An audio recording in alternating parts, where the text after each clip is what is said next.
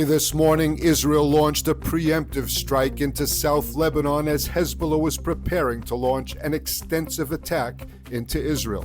100 fighter jets struck and eliminated thousands of Hezbollah rocket launcher barrels aimed for immediate fire toward northern and central Israel. More than 40 Hezbollah launch areas were struck.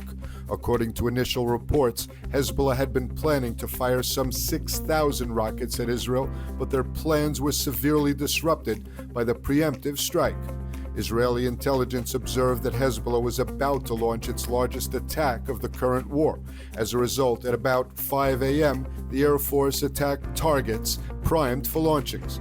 A Western intelligence official told the New York Times that Hezbollah had intended to strike Tel Aviv.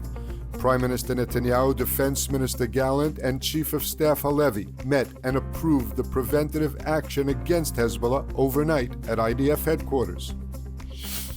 Following the Israeli attacks, Hezbollah announced that it had begun its initial reprisals for the assassination of its Chief of Staff Fuad Shukr at the end of last month.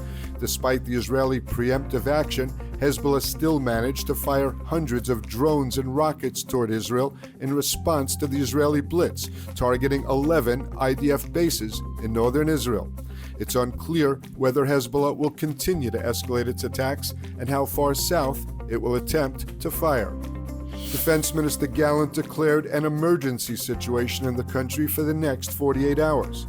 The special situation in the home front enables the IDF Home Front Command to issue restrictions to safeguard citizens.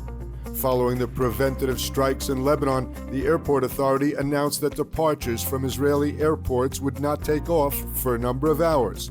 Flights en route to Israel were directed to land at Ramon Airport near Eilat, and at least 2 landed in Cairo. The airport authority later announced that following the situation assessment, Ben Gurion Airport began to resume operations, including takeoffs and landings. Officials say the IDF acted against a serious threat to millions of Israeli citizens, but we do not want war. The continuation of the escalation depends on Hezbollah actions.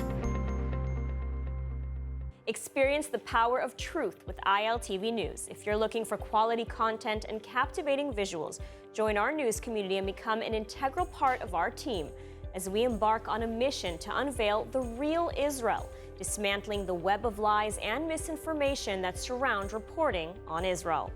By subscribing to ILTV News, you will not only have access to the latest updates, but you will also amplify our message, creating a ripple effect that carries the truth far and wide. Subscribe today and help reshape the narrative. Available on the web, Android, and Apple.